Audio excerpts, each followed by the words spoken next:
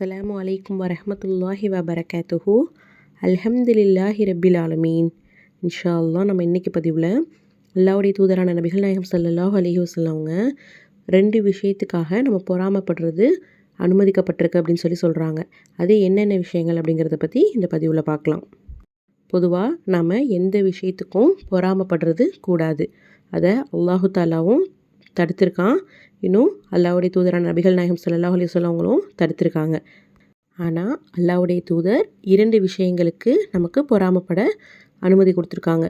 அது என்னென்ன விஷயங்கள்னு பார்த்தீங்கன்னா, முதலாவதாக பார்த்தீங்க அப்படின்னா, ஒரு மனிதருக்கு அல்லாஹு தாலா குர்ஆனுடைய ஞானத்தை கொடுத்து அதன் மூலியமாக அல்லும் பகலும் செயல்பட்டு வர்றது. அடுத்து 2வது விஷயம் பார்த்தீங்கன்னா, ஒரு மனிதருக்கு அல்லாஹு தாலா செல்வத்தை கொடுத்து இன்னும் அதன் மூலியமாக அல்லும் பகலும் தானம் செய்கிறதா இருக்குது.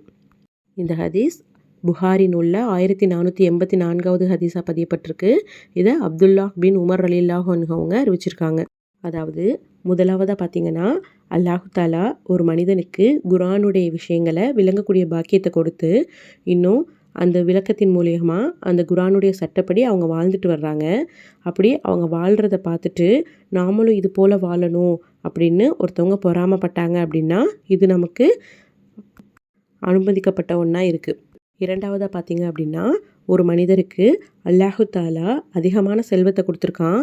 இன்னும் அந்த செல்வத்திலேருந்து அவங்க மற்றவங்களுக்கு அதிகமாக தான தர்மம் வழங்கக்கூடியவங்களாக இருக்காங்க அப்படின்னா அதை பார்த்து நாமளும் இது போல் அதிகமாக தான தர்மம் வழங்கணும் அப்படின்னு சொல்லி பொறாமைப்படக்கூடியவங்களாக இருந்தோம் அப்படின்னா அதுவும் ஆகுமானதாக இருக்குது அப்படின்னு சொல்லி அல்லாஹ்வுடைய தூதர் சொல்கிறாங்க. அல்லாஹு தாலா நாம் நல்ல விஷயங்களின் பக்கம் வரக்கூடியதை தான் விரும்பக்கூடியவனாக இருக்கான்.